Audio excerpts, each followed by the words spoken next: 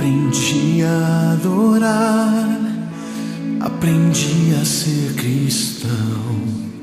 Fui crescendo e aprendendo mais e mais do meu Senhor. Quis fazer sua vontade para obter o seu favor. Mas minha fé não foi tão grande quando veio a tentação, pois deixei os seus caminhos e soltei as suas mãos. Mas quando achei que era o fim, ouvi sua voz a me chamar, amparando-me, dando forças pra voltar. De volta à vida estou, pois Ele me fez renascer, tirou-me da escuridão, deu-me vida outra vez. Seu amor me alcançou, seu perdão me restaurou, reescrevendo a minha história. De volta à vida estou.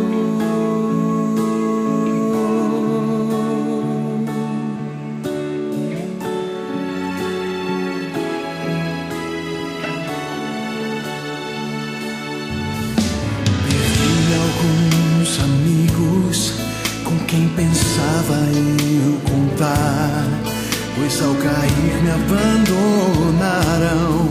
Mas quem são eles pra me julgar? Se por Jesus fui perdoado ao assumir o meu pecado, se por Jesus fui resgatado, já quase sem forças pra voltar. De volta à vida estou, pois Ele me fez renascer, tirou-me da escuridão, deu-me vida outra vez. Seu amor me alcançou, seu perdão me restaurou, reescrevendo a minha história. De volta à vida estou.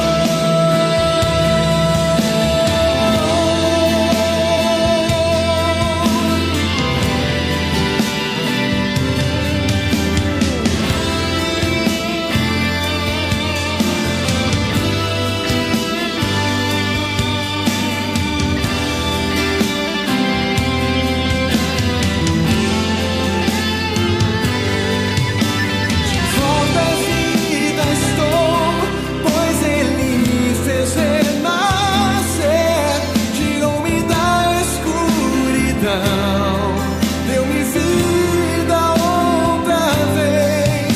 Seu amor me alcançou, seu perdão me restaurou, reescrevendo a minha história.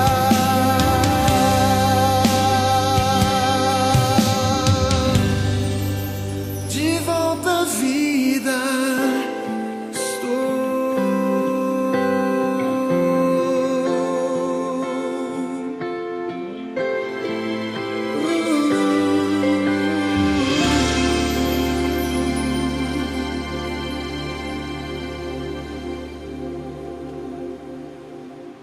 Ó Senhor, meu Deus e Pai, obrigado porque o Senhor nos trouxe até aqui esse lugar para louvarmos e adorarmos o Seu nome.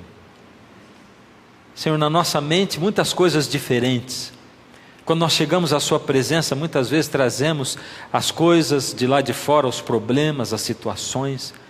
Mas hoje, Senhor, nós queremos pedir ao Senhor, enquanto abrimos o coração, que o Senhor arranque tudo isso e coloque no lugar a Sua palavra. Toma-nos, Senhor, nas Tuas mãos, em nome de Jesus, amém. Bom, eu quero começar hoje fazendo algumas perguntas para você, e quero ouvir a resposta, tá bom? Vamos começar de novo. Bom, eu quero começar hoje fazendo algumas perguntas para vocês. Eu quero ouvir a resposta, tá bom? Maravilha, que bom. Então nós vamos começar perguntando assim: Antigo Testamento ou Novo Testamento? Qual tem mais poder de pregação do Evangelho, da salvação em Jesus Cristo? Antigo ou Novo Testamento? Oh, gostei da resposta, vocês estão atentos, né? A cada programa, os dois são importantes. E a gente tem outras perguntas. Essas perguntas vão ser assim: primeira, por que Jesus morreu? Para que ele morreu? Ele morreu para nos salvar, mas salvar do quê? Do pecado, para pagar o preço do pecado. O pecado tem um preço a ser pago. E qual é o preço que o pecado custa? A Bíblia diz que o salário do pecado, ou o resultado do pecado, é a morte. Mas o dom gratuito de Deus é a vida eterna. O salário cobra o preço dele, o pecado cobra o preço dele, o preço dele é a morte. Houve o pecado? Houve. Então você deve morrer. E quem diz que quando há pecado deve existir morte? E quem diz que o dom gratuito de Deus é a vida eterna em Cristo Jesus? Porque quando diz isso aqui, está dizendo que se o salário do pecado, o resultado dele é a morte, e se todos nós deveríamos morrer, está dizendo que só existe um caminho, só uma saída, só um jeito de nos salvar, e esse único jeito, essa única saída, se chama Jesus Cristo. É aquele que nos dá a vida eterna. Aí a palavra de Deus diz em 1 João 3,4 o seguinte: todo aquele que pratica o pecado também transgride a lei, porque pecado é transgressão da lei. Ou seja, se nós devemos receber a morte porque pecamos, quer dizer que todo mundo faz o que então? Transgride a lei. Porque se pecado é transgressão da lei, todo mundo pecou, todo mundo transgrediu a lei. Quer dizer que Adão e Eva, quando pecaram lá no princípio, eles transgrediram a lei? Sim, eles transgrediram a lei, porque a lei é eterna. O Senhor Jesus diz: olha, o diabo, ele é homicida desde o princípio, e ele é mentiroso desde o princípio.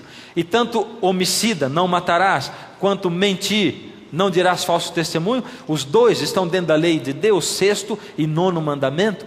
Quer dizer que Satanás infringiu a lei antes da criação, e todos nós temos infringido a lei de Deus. Por isso a lei pede: pecou, deve morrer. E nesse momento em que nós deveríamos morrer, a humanidade inteira, toda a raça, Jesus, o Senhor Jesus, entrou na frente, se colocou entre a lei e o resultado da lei, entre o resultado da lei e você e eu, e a lei que deveria me matar. O Senhor Jesus entrou entre a lei e eu, e o Senhor Jesus diz: eu dou para ele o dom gratuito de Deus, que é a vida eterna.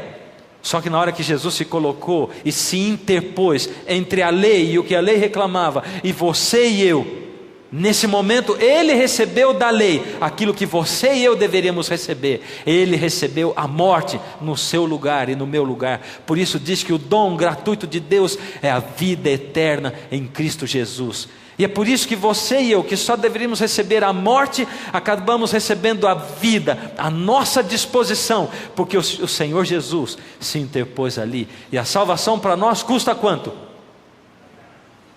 Quanto ela custa? Nada, porque ela é de graça. Ela é de graça. Mas ela custa tudo que você tem, tudo que eu tenho. Ela custa o seu coração e o meu coração também.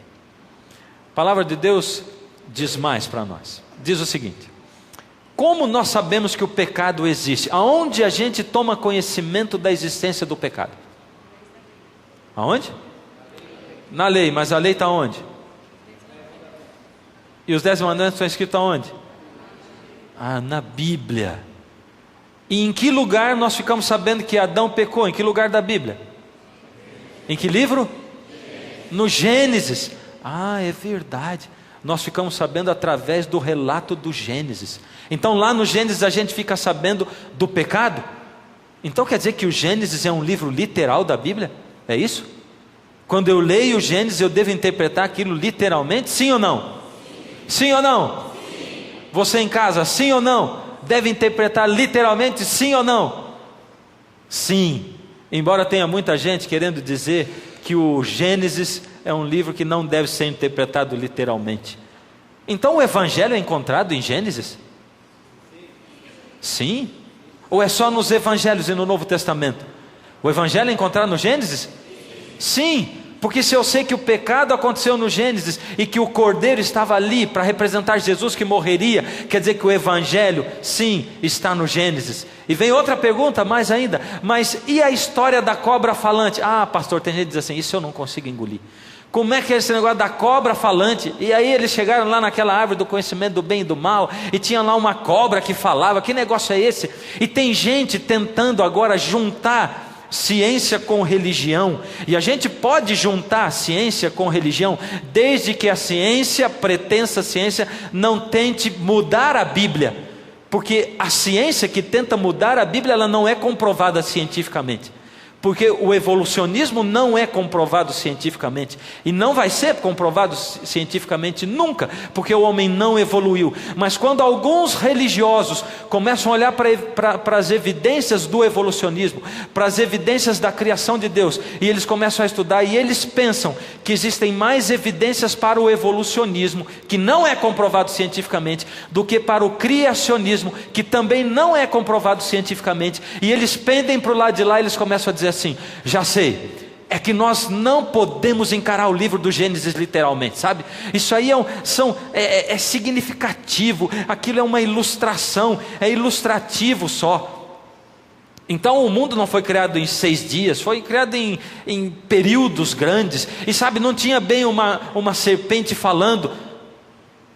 E aí as pessoas tentam trazer a Bíblia, a palavra de Deus, a veracidade da palavra de Deus, de como o Senhor Deus relatou a criação, e Deus não está preocupado na Bíblia em tentar provar para você ou para mim que Ele existe. Ele não está preocupado. Por isso ele já começa dizendo assim, no princípio criou Deus os céus e a terra. E eu vou explicar para você como é que era. A terra era sem forma e vazia quando eu criei. E eu criei no princípio o universo inteiro do jeito que você vê. Mas a terra não era bonita assim. E durou milhões e bilhões, eu sei lá quanto tempo, porque a Bíblia não fala. Desde que Deus criou o universo inteiro, até que Ele chegou aqui nessa terra e disse, haja luz. Eu não sei quanto tempo passou, e isso é bíblico. No princípio Deus criou os céus e a terra, e depois Ele veio e disse, haja luz. Porque se eu começo a olhar para o Gênesis, e eu digo, mas é a história da cobra falante, eu vou cair nos problemas, porque sem a cobra falante, que é Satanás usando a serpente, a serpente foi o primeiro médium sendo usado por Satanás naquele caso. Sem a cobra falante não temos pecado, porque não houve o pecado se não teve a serpente falando com Adão e Eva. E sem pecado nós não precisamos de um Salvador tampouco. E se nós não precisamos de um Salvador, não tem por que existir o Senhor Jesus. E não tem por que eu pregar a salvação em Jesus. Por isso quando você aceita, ou quando você prega que o Gênesis não é literal, que não teve uma serpente falando com Adão e Eva, que Satanás não existe, ou que o mundo foi criado em milhões de anos ao longo, e que o Gênesis é só uma ilustração, você pode pegar todo o Evangelho, a Bíblia inteira, pega a história de Jesus morrendo na cruz, jogar tudo no lixo da sua casa, da sua mente, porque você não tem como explicar o problema do pecado e nem a saída do pecado, a única, que é o Senhor Jesus, aquele que morreu por sua causa e por minha causa também. Agora veja, qual é o livro da Bíblia que o darwinismo mais ataca? Qual é?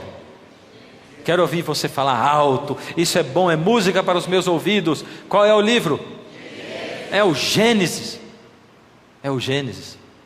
Porque eles sabem que se derrubar o Gênesis, derruba todo o resto da Bíblia. E o cristianismo vai por água abaixo. É por isso que eu não posso aceitar darwinismo. E eu não posso aceitar evolucionismo.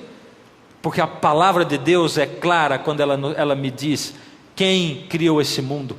Por isso o primeiro evangelho da Bíblia, ou do Antigo Testamento, é o Cordeiro.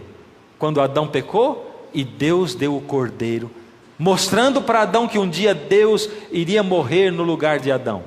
é isso que acontece. Acontece que o Cordeiro era simplesmente uma revelação parcial da salvação, não era a revelação completa. Acontece que Deus vai dando comidinha na boca do ser humano, e à medida em que a gente vai crescendo, e a humanidade foi vivendo, e a história da terra foi acontecendo, e a terra foi ficando mais velha, e o ser humano na terra foi ficando mais velho, Deus foi revelando mais. Então o segundo evangelho do Antigo Testamento, Deus deu para o ser humano, e qual foi ele? Foi o santuário. É igual está escrito lá, só você ler, vai ser a coisa mais fácil do mundo, né? Foi o santuário. Agora, dessa vez, o santuário era um evangelho que nos contava a história da salvação completa. O santuário revela para nós a história da salvação completa. E Deus deu o santuário para o povo, para que Ele pudesse revelar para nós a história da salvação. Como assim? Você poderia perguntar. Isso aí está relatado para nós no serviço diário do santuário. Todos os dias acontecia um sacrifício lá no santuário. E como é que ele acontecia? Aqui você tem o santuário, ele está de lado, né? Essa é uma figura do santuário. E você tem ali, bem na frente, naquele espaço vazio, é o pátio do santuário. E embaixo está escrito o quê? Bem alto, bem forte, bem bonito. Sacrifício. Porque o que acontecia ali no pátio do santuário? Ali no altar? O sacrifício do cordeirinho que morria ali, e depois tinha um outro móvel ali que era a pia. Ali no pátio do santuário acontecia o sacrifício, indicando que um dia iria acontecer aqui nessa terra o sacrifício de Deus, do Senhor Jesus. Isso já estava revelado antes do santuário.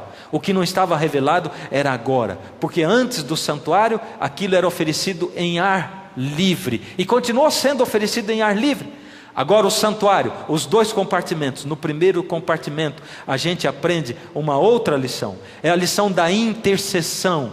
Porque o pecador não podia levar o sangue do cordeiro lá para dentro do santuário, no lugar santíssimo, o segundo compartimento que ainda está fechado, porque Deus estava lá, e o pecador era tão pecador que ele não podia levar o sangue do cordeiro. Ele confessava o pecado dele na cabeça do cordeiro, passava o pecado para o cordeiro, o sangue era derramado e aparado numa vasilha, e agora alguém tinha que levar na presença de Deus o sangue com o pecado do pecador. E como o pecador não podia, por causa da glória da presença de Deus, ele precisava de um intercessor, alguém que intercedesse e que levasse esse sangue com o pecado dele para apresentar diante de Deus, lá no lugar santíssimo. E esse intercessor era quem mesmo? O sacerdote. O sacerdote era o intercessor. E lá dentro do lugar santo do santuário havia a mesa com os pães da proposição ou da presença de Deus. Havia o castiçal com as 7 lâmpadas. E havia lá na frente do véu, o que tinha mais lá? Um altar de incenso. Todos esses móveis do santuário apontavam para Cristo. Aquele altar de sacrifício apontava para Cristo, onde o cordeiro iria morrer. Aquela pia apontava para Cristo, aquele que nos purifica, a água da vida. Lá dentro do lugar santo, a mesa dos pães apontava para Jesus, o pão da vida. Aqui a luz, Jesus a luz deste mundo. E lá o altar de incenso, Jesus, aquele que oferece a sua intercessão por nós como sacerdote, e que oferece a nossa oração diante de Deus. Agora, a última parte do santuário, essa última parte, porque até agora foi o sacrifício, a intercessão, e a última parte, o lugar santíssimo. O que será que ela significa? É isso que nós vamos descobrir hoje. Bom, no sacrifício diário, o pecado ficava registrado no santuário. Como?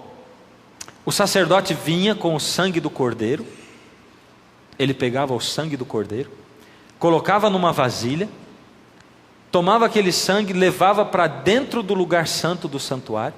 Ali estava o altar de incenso. Ele passava um pouco do sangue nas 4 pontas do altar e borrifava o sangue no véu que separava o lugar santo do lugar santíssimo. E aquele sangue contendo o pecado do pecador ficava ali registrado no santuário. Eu perguntei para você no último programa: o pecado do pecador era perdoado quando ele confessava os seus pecados na cabeça do cordeiro e o pecado passava para o cordeiro? Era perdoado? Sim ou não? Sim, acertou. E por que esse sangue ficava ali, armazenado, registrando o pecado do pecador no santuário. E quanto tempo ele ficava ali? Poxa, mas vocês estão sabendo muito? Que maravilha! Olha ali, o sangue ficava acumulado por 1 ano inteiro. Assim, a culpa do pecado, ela era todinha transferida para o santuário. E Deus tinha dito que Ele aceitou o substituto, o cordeiro, e que Ele aceitou a mediação do sacerdote que levou o sangue lá para dentro, o pecado. E a expiação ainda estava incompleta no serviço diário. Para que a expiação, para que o perdão, para que o pecado fosse apagado por completo, tinha que acontecer a última coisa. Não podia ser só no sacrifício diário, aonde o sacerdote ia só até o lugar santo. Ele tinha que entrar dentro do lugar santíssimo, na presença de Deus. Só que isso só acontecia 1 dia por ano. Quer dizer que durante 1 ano inteiro o pecado do povo ficava registrado no santuário. E durante o ano inteiro aqueles pecados não saíam de lá, a não ser 1 dia no ano, que era chamado o dia da purificação do santuário. O dia da purificação. Aquele era um dia dedicado à purificação, que não era uma faxina. O sacerdote ou o sumo sacerdote, ele não vestia agora uma roupa de limpeza, nem pegava o baldinho para ir limpar o santuário do sangue. Não era isso. Ele não ia limpar o sangue que ficava no santuário, era mais que isso. A palavra de Deus nos diz o seguinte, em Mateus 6,25: 1 vez no ano Arão fará expiação sobre os chifres do altar, com o sangue da oferta pelo pecado. 1 vez no ano fará expiação sobre ele, pelas vossas gerações, santíssimo é o Senhor. Êxodo 6,25. 1 vez ao ano Arão fará expiação sobre os chifres. Os chifres eram as pontas do altar, você se lembra, não é? Com o sangue da oferta pelo pecado. 1 vez no ano fará expiação sobre ele, pelas vossas gerações. Santíssimo é o Senhor. Esse dia era um dia santíssimo, era o dia do perdão do pecado. E como é que isso acontecia? Há algumas lições que a gente precisa aprender de toda essa coisa que acontecia. A primeira lição: eu sou pecador. Lembra que eu disse para vocês num programa aí atrás, a coisa mais difícil do mundo é você se convencer que você é pecador. Você vai vivendo essa vida, não é? Embora ela seja ruim, cheia de problema, embora você tenha medo, porque cada hora é um perto de você, um amigo seu, cada dia vem alguém e diz assim: sabe quem está com câncer? E aí vem uma história difícil. Sabe quem agora está com leucemia? Sabe quem sofreu um acidente? Sabe quem perdeu tudo? Sabe quem está sem emprego agora? A vida é isso. A vida nesse mundo é cheia dessas surpresas terríveis. Mas embora a gente viva essa surpresa terrível, a gente vai vivendo uma vida de conformismo, né? Olhando para a gente mesmo pensando assim: a vida é assim mesmo. Mas de repente, de vez em quando, vem um sentimento, uma coisa que toma conta da gente e que diz assim: calma, acorda, a vida não é só isso. Toma jeito, deve ter alguma coisa a mais. Tem alguém, algum amigo seu que ama você demais e vive chamando você para ir na igreja, vive chamando você para ler a Bíblia, vive dizendo: Deus te abençoe. Embora você esteja tão longe de Deus, você nem acredite em Deus, embora você nem tenha tempo para Deus e nem queira se aproximar dele, porque vai que eu me aproximo de Deus e Deus muda a minha vida. Eu não quero que Ele mude a minha vida, a não ser quando acontece uma desgraça ruim demais, quando você perde as rédeas da sua vida, da sua casa, da sua família. Aí, quando não sobrou mais nada, quando tudo virou uma desgraça, quando só sobra um monte de porcaria para todo lado, aí você quer entregar as porcarias que sobraram para Deus.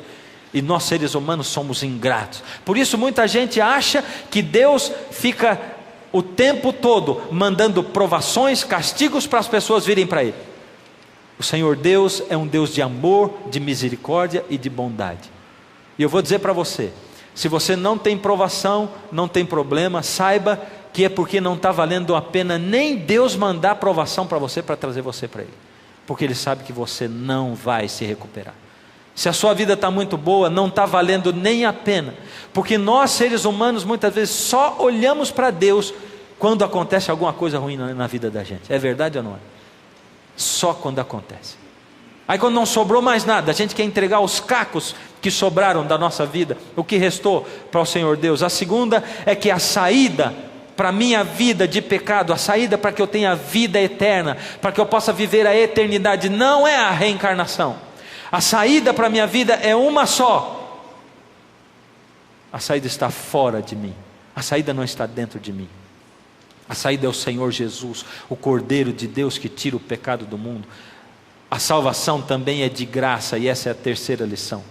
A salvação é totalmente de graça. Não adianta você querer dar comida para os pobres para ganhar a salvação. Sim, nós precisamos alimentar os pobres, mas não adianta eu querer fazer, não adianta tirar a roupa e dar para o que está passando frio para tentar ganhar ponto com Deus, porque não adianta, a salvação é de graça. Não adianta querer guardar a lei de Deus todinha para ganhar a salvação é de graça, e a graça de Deus é assim tão maravilhosa, tão abrangente, que ela é até perigosa, porque Deus é aquele que dá para você a liberdade, e você pode vir aqui à presença de Deus, você pode ligar a sua televisão, se encontrar com Deus, você pode olhar para Deus, ouvir o chamado de Deus, e no momento que Deus chama você, você virar as costas para Ele, porque a graça dele é maravilhosa. Tem gente que vai viver a vida inteira numa igreja, e pode se salvar no fim, como pode se perder. E tem gente que pode viver a vida inteira no mundo,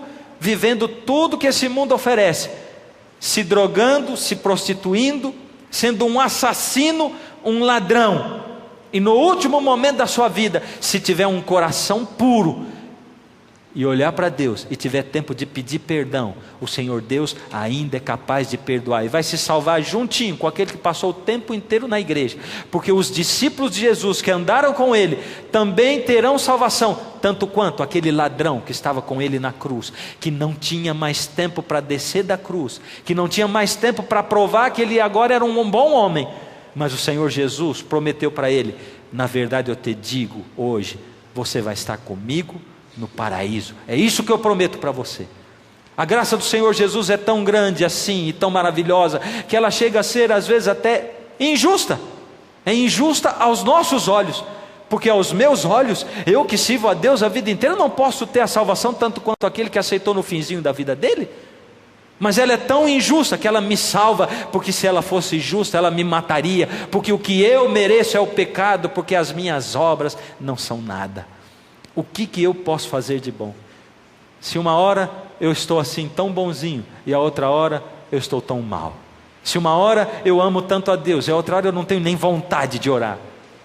Quem sou eu e que bem eu posso produzir para que Deus se agrade das minhas obras, se não for Deus, o bom pastor, cuidando de mim e tomando conta de mim, e me abraçando e curando as minhas feridas?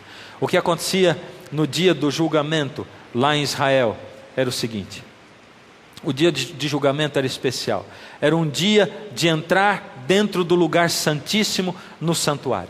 E agora nós vamos conhecer o lugar santíssimo. Se prepare para conhecer. Quem aqui nunca viu como é que é dentro do lugar santíssimo? Como é que era? Levanta a mão bem alto, vamos ver. Então se prepara para você conhecer como é que era dentro do lugar santíssimo. Ali está o santuário. Entrando no véu, lugar santíssimo, ali dentro do lugar santíssimo estava aquele móvel, é a arca do concerto. Em cima dela 2 querubins, a tampa que se abre, e dentro da arca tinha 3 coisas. O Senhor Deus mandou construir a arca. A arca era toda revestida de ouro. A tampa dela se chamava propiciatório. Sobre esse propiciatório 2 querubins. De trás dali dos querubins, por entre eles, por cima, vinha a luz da presença de Deus, que se chamava Shekinah. E ali dentro estava a lei, as tábuas da lei, escritas com o dedo de Deus, dentro da arca do concerto. Ali estava a vara de Arão, que floresceu quando o Senhor Deus o chamou para junto com Moisés e tirar o povo do Egito. Estava um potinho contendo o maná que o povo recolhia no deserto e que era o pão vindo do céu. Tudo isso estava dentro da arca do concerto, por baixo da tampa que se chamava propiciatório. E a lei de Deus estava ali. Sabe por quê? É porque o Senhor, eu me arrepio quando eu falo dos assuntos da Bíblia, porque Deus não coloca na sua palavra nada em vão. Cada palavra que Deus coloca aqui é para ensinar para você e para mim coisas eternas. E quando eu estudo a palavra e abro o meu coração e a minha mente, Deus vai colocando dentro de mim, Ele vai inculcando em mim a sua palavra, e ela vai começando a fazer parte da minha vida. Nada da palavra de Deus está ali em vão, porque cada palavra daquela foi escrita para Deus conversar comigo, e para Ele se comunicar, para Ele dizer: eu sou um Deus vivo, que amo você e que quero derramar o meu espírito sobre você. Por isso eu tenho uma palavra de repreensão para você, e a repreensão é assim: acorda de uma vez, para de ficar olhando para esse mundo e começa a olhar para as coisas eternas, começa a olhar para a minha palavra e ouve a minha voz, porque eu estou desejoso de derramar o meu espírito sobre você, mas eu não tenho conseguido, porque você se fecha para mim. O Senhor Deus mandou colocar a lei de Deus, os 10 mandamentos, dentro da arca do concerto, porque era a lei que pedia a morte do pecador. E por isso, quando o sumo sacerdote trazia o sangue do cordeiro ali na presença de Deus, aonde Deus estava na arca, o sangue ficava entre a lei que pedia a morte e o pecador que merecia a morte. O sangue era o sangue de Cristo derramado na cruz. Por isso ele tinha que comparecer, para que o sangue pagasse o preço da lei. A lei pedia o preço da morte, e o sangue pagava o preço da morte. Tudo isso tinha significados maravilhosos. No lugar santíssimo, ali estavam os móveis. O primeiro era a arca, e em cima da arca a tampa que se chamava como? Maravilha, estou começando a ouvir melhor a voz de vocês. Por trás daquilo tudo, por cima dos querubins, assim, entre eles, a luz da presença de Deus, que se chamava Shekinah. Que maravilha. E lá dentro, a arca na Bíblia é chamada o trono de Deus. Você está vendo ali a tampa, os querubins, a luz da presença de Deus. Ali tem um pouco da fumaça do incenso que saía do lugar santo e ia lá para dentro do lugar santíssimo. A arca é chamada na Bíblia o trono de Deus. Quer ver? Salmo 99:1, reina o Senhor, tremam os povos, Ele está entronizado acima dos querubins, abale-se a terra. Deus está entronizado acima dos querubins, abale-se a terra. Aí você poderia dizer, bom, acima dos querubins, aí não está querendo dizer que é a arca, mas vamos abrir a Bíblia em outro texto, vamos procurar 2 Samuel 6:2. Eu não gosto de colocar todos os textos lá, porque eu gosto que a gente abra a Bíblia, a palavra de Deus. Isso faz bem para a gente. Quando a gente tem contato com a Bíblia, a palavra de Deus, esse contato da palavra de Deus com a nossa pele, com os nossos olhos, ele faz com que a palavra entre em nós. E 2 Samuel 6:2 diz assim: dispôs-se e com todo o povo que tinha consigo, partiu a Baalá de Judá, para levarem de lá para cima a arca de Deus, sobre a qual se invoca o nome do Senhor dos Exércitos, que se assenta acima dos... Ou seja, Deus se assenta acima dos querubins. Quais querubins? Os querubins que estão na arca. E no texto anterior diz que ali, a arca, o lugar onde Deus se assenta em cima dos querubins, aquilo é o trono de Deus. Por isso a arca é chamada o trono de Deus. Por isso 2 Samuel 6:2 afirma isso. Agora veja, Deus se manifestava de duas maneiras ali naquele santuário. Primeiro, Ele se manifestava através da Shekinah. Lá no lugar santíssimo, a presença física de Deus estava lá. Deus fisicamente, uma luz que não era provocada por nada, a não ser por Deus. A segunda maneira pela qual Deus se manifestava dentro do lugar santíssimo era através da sua lei, porque a lei de Deus era a expressão do caráter de Deus. Você quer saber como Deus é? Quer saber como Deus é? Gostaria de saber? Como é o caráter de Deus? Olha para a lei. Deus é Deus sobre todos os deuses. Deus ama quem ama os pais. Deus ama quem não pensa em matar, quem não pensa em destruir ao próximo. O Senhor Deus é a expressão da sua lei. A lei é a expressão do caráter de Deus. Esse é o Senhor Deus. Por isso eu não posso desprezar a lei. Eu vou dizer para você, querido, Você que é meu querido irmão evangélico de outra igreja, por misericórdia, eu tenho aprendido muitas coisas com vocês, muitas coisas, muitas e muitas. Eu não posso desprezar vocês, a sabedoria de vocês. Eu não posso desprezar o coração sincero de vocês. Eu não posso desprezar a busca de vocês. Mas por misericórdia, não despreze a lei de Deus. Não pode desprezar o caráter do Senhor Deus. O seu problema é o sábado, é esse. Por que você joga toda a lei de Deus no lixo por causa do sábado? Por quê? Porque se a lei de Deus for desprezada, eu posso matar, eu posso roubar. Não posso dizer que a lei de Deus foi abolida. Eu não tenho tempo aqui, infelizmente, para te falar sobre a lei de Deus. Eu tenho outras séries que falam da lei de Deus. Eu tenho a série O Caminho, tenho a série Princípios, tenho a série Sábado, 24 horas. Por misericórdia, faz contato com a gente, para que a gente possa possibilitar isso para você. Mas por misericórdia, a lei de Deus é a expressão do caráter de Deus. Então, no mínimo, olha com mais carinho, com mais atenção, porque o Senhor Deus está clamando para você por misericórdia. Eu venho diante de você, meu querido, com humildade no coração para dizer, por amor da sua vida, da sua família, pelo menos dá atenção à palavra do Senhor e vai ver o que ela está dizendo. Por misericórdia, com amor, com carinho e com um espírito desinteressado, sem preconceito, sem ideias preconcebidas. A lei de Deus representa o caráter de Deus. Mas para o dia da expiação, o dia do juízo, tinha que acontecer uma preparação rígida do povo e do sumo sacerdote. O sumo sacerdote saía de casa, da casa dele 10 dias antes do dia do juízo, do dia da expiação. 10 dias antes dele entrar no lugar santíssimo, ele não podia ter pecado. Ele tinha que confessar todos os seus pecados diante de Deus, para poder comparecer diante de Deus no lugar santíssimo. Ele saía de 10 dias antes de casa, e ele fazia uma purificação completa na vida dele, na roupa dele, em tudo dele. E o povo começava a se preparar, porque naquele dia do juízo, enquanto o sumo sacerdote estivesse diante da presença de Deus, com a Shekinah no rosto dele, apresentando o sangue contendo o pecado do povo e os pecados dele, enquanto o sacerdote estava ali na presença de Deus, ele não podia ter pecado. Então ele tinha que se purificar. Enquanto isso, Deus estaria julgando os pecados do povo, porque o pecado foi perdoado sim, mas esse pecado ficava registrado durante 1 ano, porque Deus quer mostrar para você e para mim, que Ele perdoa cada pecado que você confessa, mas Ele quer ver se você mudou de vida depois. Ele quer saber como foi o seu comportamento depois. Ele não quer aqueles que dizem, eu fui salvo por Jesus, salvo uma vez, salvo para sempre.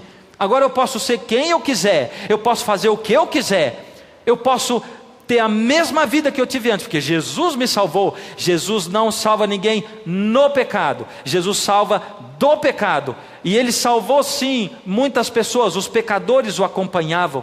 E eu gosto de ver, algumas vezes, outro dia eu estava pregando na igreja, entrou um mendigo na igreja, vestido de mendigo, porque ele é um mendigo, com cabelo de mendigo e com cheiro de mendigo. Eu achei incrível, porque enquanto eu pregava, uma igreja grande, os olhos todos se voltaram para o mendigo, ninguém mais olhou para mim, todo mundo olhando, e as pessoas ficaram assim, filmando o camarada.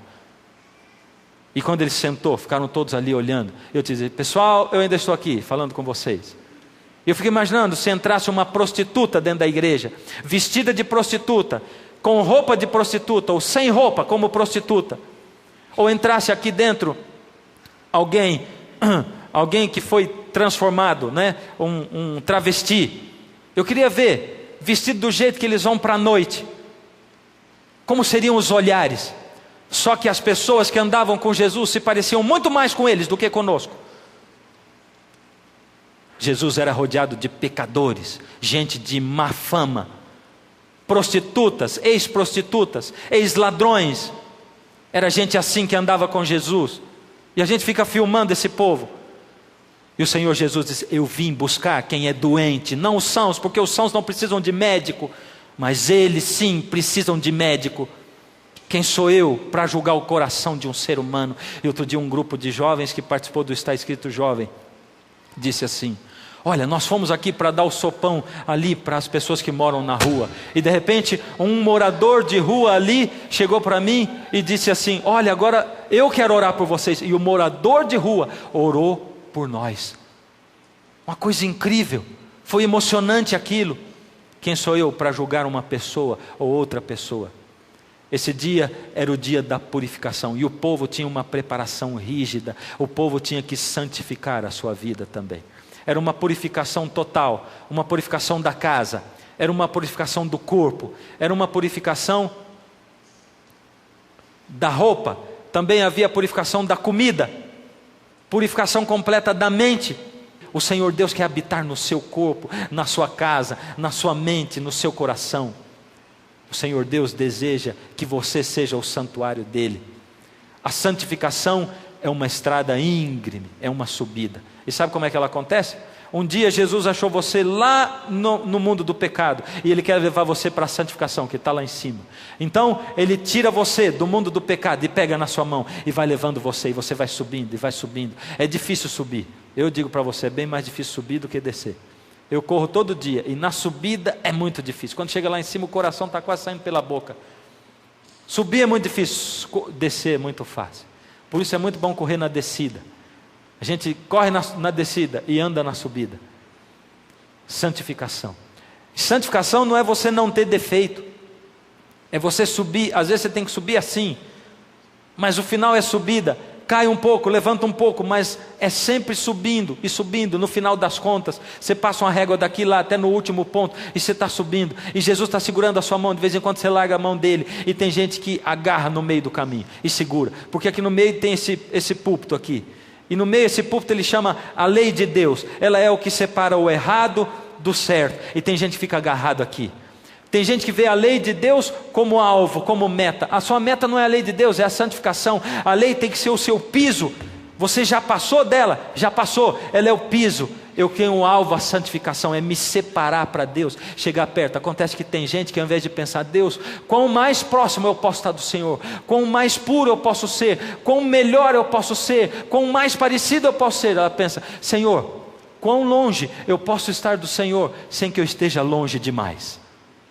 A gente quer sempre andar no limite, caindo para o errado, passando da lei de Deus. E a lei de Deus, ela só está aqui para dizer para você: opa filho, foi demais, volta, você vai quebrar a lei. E você volta. E se você foi demais, você quebrou a lei, diz: puxa vida, adulterou, olha o que você foi fazer, você cobiçou tanto, foi tão longe, e ficou olhando para trás para dizer: Senhor, ainda posso ir mais para cá um pouquinho mais para cá, a roupa, sabe, o que eu faço, a comida, como é que eu posso, o que eu faço? Deus está dizendo para você: olha para lá, não para trás. Almeja a santificação, porque ela é obra de uma vida inteira, ela é uma estrada íngreme. É isso que é. Senhor Deus está chamando a você para um contato verdadeiro com Ele, para uma entrega total da sua vida a Ele. O sumo sacerdote se preparava no dia da expiação. Naquele dia, ele tinha um cordeiro que ele sacrificava em favor dos seus pecados, para perdão dos seus pecados. E vinham 2 bodes no dia da expiação, no dia do perdão. Eles lançavam sorte sobre os 2 bodes. Um era o bode para Azazel, e o outro era o bode para Deus.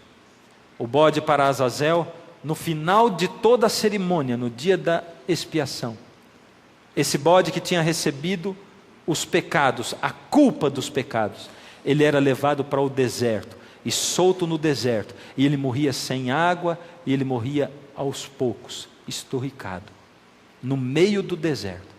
Ele não tinha pago o preço do pecado, por isso o sangue dele não era derramado, e sem sangue não há remissão de pecado. O pecado que era confessado ali sobre o bode Azazel era a culpa do pecado. Ele era o culpado por o pecado ter entrado no mundo. Ele representava Satanás, Lúcifer, e ele recebia a culpa do pecado. Porém, os pecados eram confessados sobre a cabeça do outro bode, o bode para Deus.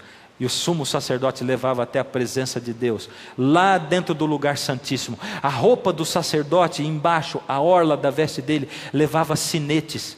para o povo do lado de fora saber se o sacerdote ainda estava vivo, porque se o sacerdote carregasse pecado, e se o povo não tivesse confessado os seus pecados, aquele sacerdote impuro, levando sangue impuro, na frente de Deus seria fulminado pelo clamor da lei de Deus que exigia o pecado do pecador.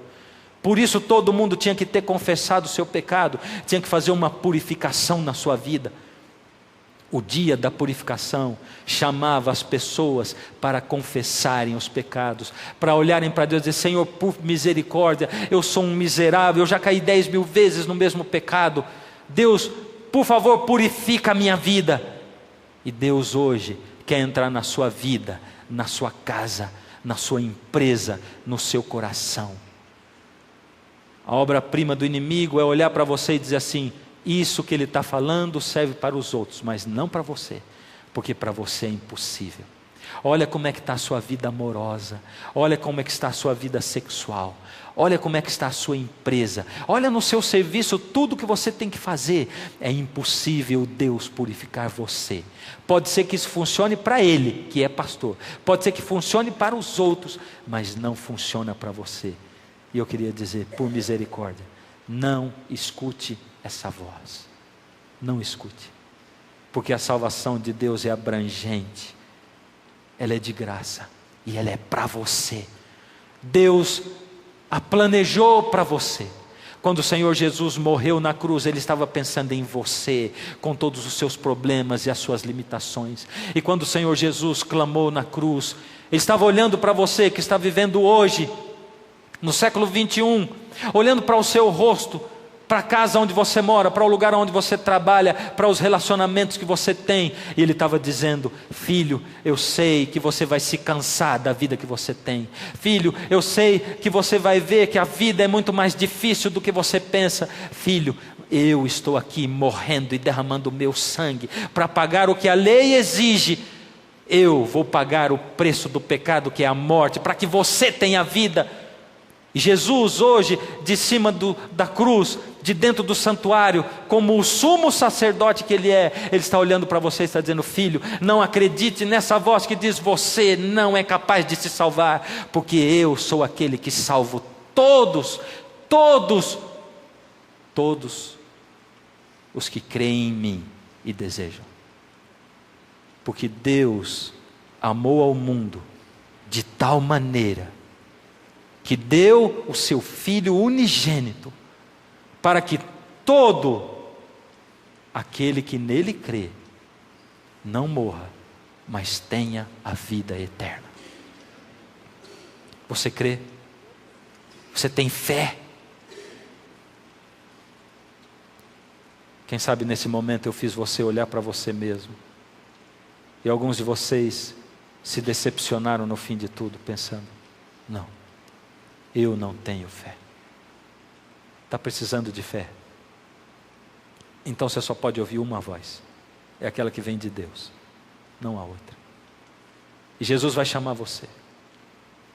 Então você, essa noite, você que hoje está aqui nesse lugar, o Senhor Jesus vai falar com você. E você que nunca entregou o coração a Jesus publicamente, ou você que um dia entregou o coração a Jesus, mas cortou o relacionamento com Ele, está tão longe. Você que não tem fé, não é para todos o convite. É para quem nunca entregou o coração a Jesus publicamente, ou para quem um dia entregou e rompeu com Ele. Jesus vai chamar você e vai ter uma batalha, duas vozes falando no seu ouvido.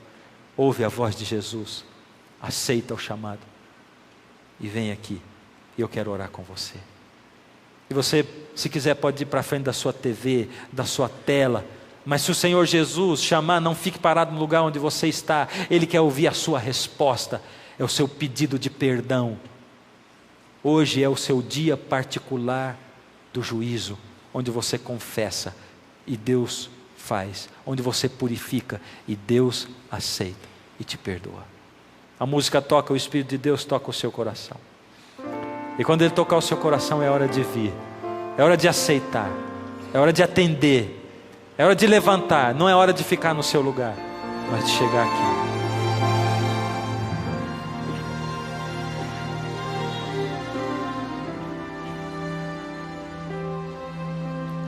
Sei que muitas coisas estão passando por sua mente e que está lutando para aceitar o seu convite.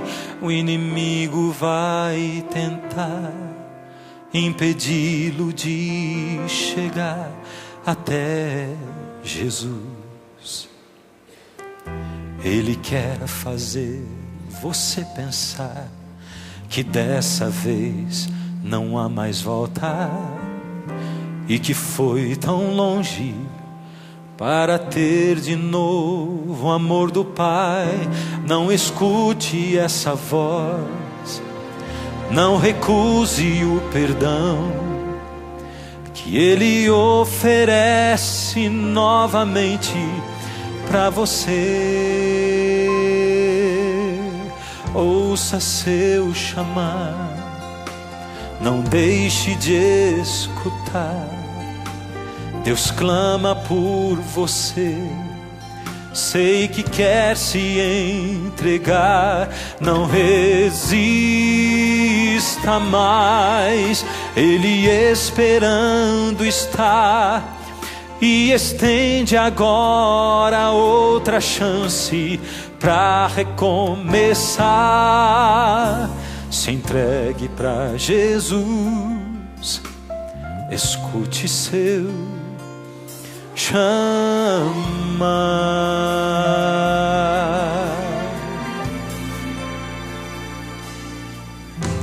Sei que é difícil tomar agora decisão, mas isso é preciso se quiser um novo coração.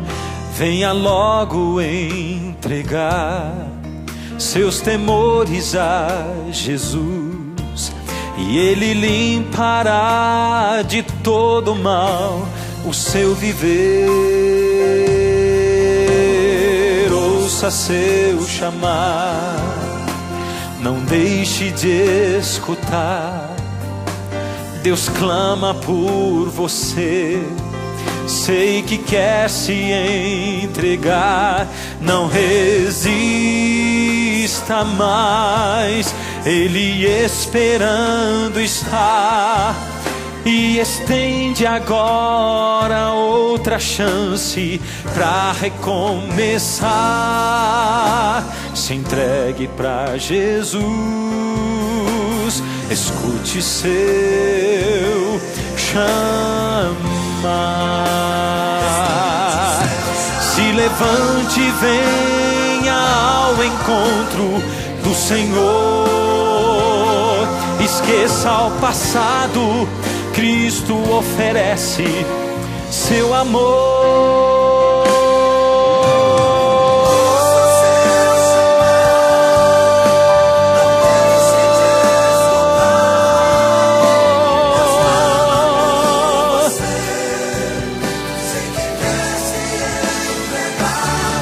Não resista mais, Ele esperando está. E estende agora outra chance para recomeçar. Se entregue para Jesus, escute seu chamar.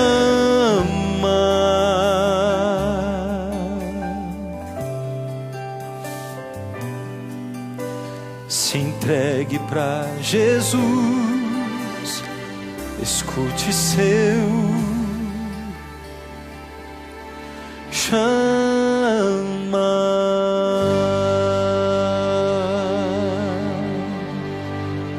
Ó Senhor Deus, muitos dos seus filhos escutaram o seu chamar e atenderam o seu convite, estão aqui, Senhor. Ainda impotentes eles se sentem, porque nós somos assim mesmo impotentes. Caímos tantas vezes e nem levantamos tantas outras. Ó Senhor, nesse momento o Senhor tomou a mão deles e os levantou, mostrando para eles o caminho lá em cima da santificação, de estarem separados para o Senhor, porque santificar quer dizer separar. que eles se separem para o Senhor com o poder do seu Espírito Santo na vida deles. Toma o Senhor nas tuas mãos, transforma-os como o Senhor prometeu, segundo a promessa do Senhor Jesus, de nos fazer novas criaturas. Faça-os novas criaturas, assim, Senhor, num milagre, instantaneamente, para que eles sintam o gosto de serem transformados e prossigam seguindo ao Senhor e sendo transformados pelo Senhor. Ó Senhor, estende a sua mão sobre eles e sobre mim, em nome de Jesus. Amém, Senhor.